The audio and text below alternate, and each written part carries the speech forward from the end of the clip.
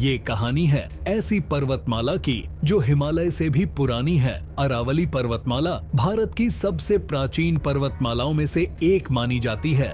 भूवैज्ञानिक दृष्टि से यह पर्वतमाला हिमालय से भी अधिक पुरानी है और भारतीय उपमहाद्वीप के प्राकृतिक, सांस्कृतिक, ऐतिहासिक तथा पर्यावरणीय विकास में इसकी भूमिका अत्यंत महत्वपूर्ण रही है।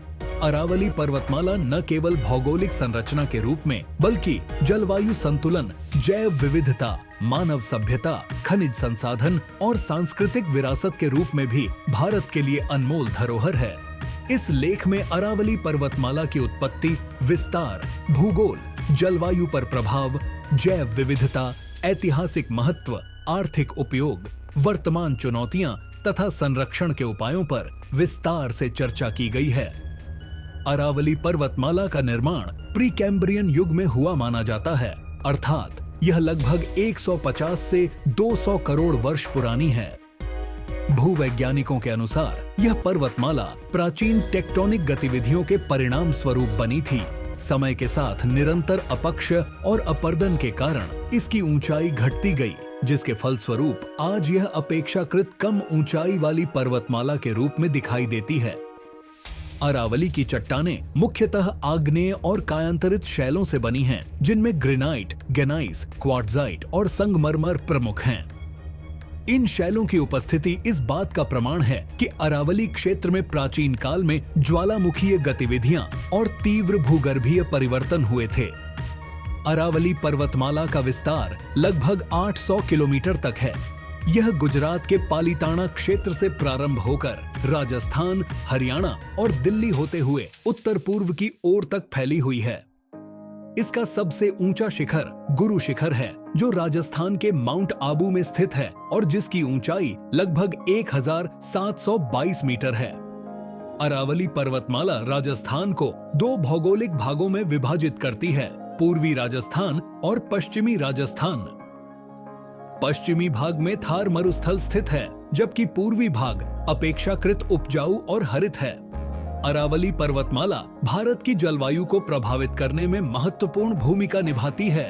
यह दक्षिण पश्चिम मानसून की हवाओं को आंशिक रूप से रोकती है, जिसके कारण पूर्वी राजस्थान और पश्चिमी उत्तर प्रदेश में अपेक्षाकृत अधिक वर्षा होती है।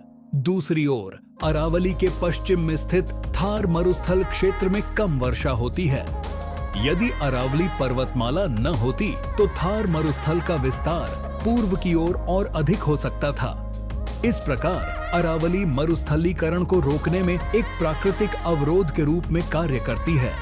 अरावली पर्वतमाला से कई छोटी बड़ी नदियां निकलती हैं, जिनमें बनास, लूनी, साबरमती और माही प्रमुख हैं। लूनी नदी अरावली से निकलकर कच्छ के रण की ओर बहती है, जबकि बनास और साबरमती नदियां पूर्व और दक्षिण पश्चिम दिशा में प्रवाहित होती हैं। अरावली क्षेत्र में स्थित जल ग्रहण क्षेत्र आसपास के राज्यों के लिए जल आपूर्ति का महत्वपूर्ण स्रोत हैं। परंपरागत जल संरक्षण प्रणालियां जैसे बावड़ियां, तालाब और जोहड़ इस क्षेत्र में प्राचीन काल से प्रचलित रही हैं।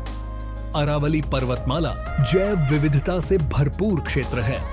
यहाँ शुष्क पर्णपाती वन, झाड़ीदार वनस्पति और घास के मैदान पाए जाते हैं। प्रमुख वृक्षों में खेजड़ी, सालर, ढोक और नीम शामिल हैं। यह क्षेत्र अनेक वन्य जीवों का प्राकृतिक आवास है, जिनमें तेंदुआ, सियार, लोमड़ी, नीलगाय, चिंकारा और विभिन्न प्रकार के पक्षी शामिल हैं। माउंट आबू वन्यजीव अभयारण्य अरावली की जैव विविधता का उत्कृष्ट उदाहरण है। अरावली पर्वतमाला का ऐतिहासिक महत्व अत्यंत विशाल है। प्राचीन काल से ही इस क्षेत्र में मानव सभ्यता का विकास हुआ। यहाँ अनेक पुरातात्विक स्थल पाए गए हैं, जो हड़प्पा काल और उससे भी पूर्व के मानव निवास के प्रमाण प्रस्तुत करते हैं। हिंदू काल में अरावली क्षेत्र सामरिक दृष्टि से अत्यंत महत्वपूर्ण था। चित्तौड़गढ़, कुंभलगढ़ और रणथंभौर जैसे किले अरावली की पहाड़ियों पर स्थित हैं। इन किलों ने न केवल राजपूत शौर्य की गाथाएं रची, बल्कि विदेशी आक्रमणों से रक्षा में भी महत्वपूर्ण भूमिका निभाई। अरावली पर्वतमाला में अनेक धार्मिक और पर्यटन स्थल स्थित हैं।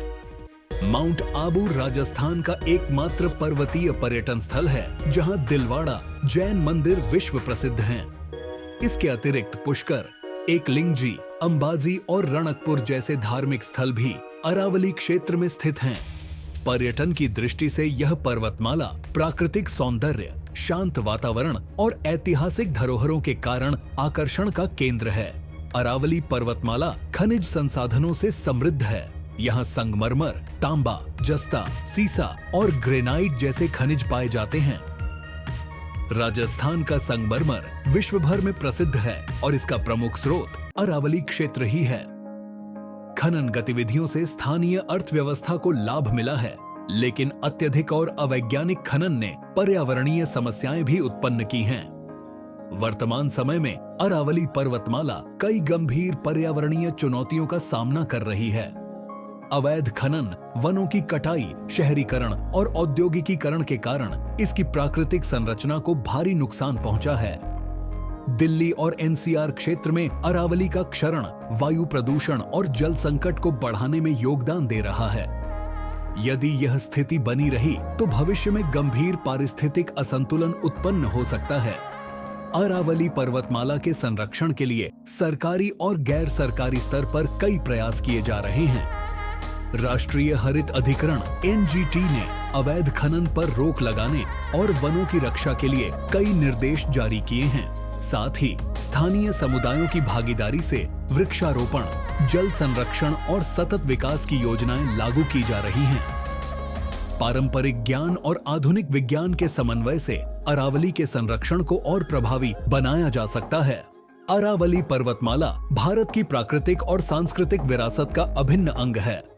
यह न केवल भूगोल और पर्यावरण के लिए बल्कि इतिहास, संस्कृति और मानव जीवन के लिए भी अत्यंत महत्वपूर्ण है। इसके संरक्षण के बिना सतत विकास की कल्पना अधूरी है। आज आवश्यकता है कि हम अरावली पर्वतमाला के महत्व को समझें और इसके संरक्षण के लिए सामूहिक प्रयास करें। तभी हम आने वाली पीढ़ियों को एक सुरक्षित, संतुलित और समृद्ध पर्यावरण प्रदान कर सकेंगे।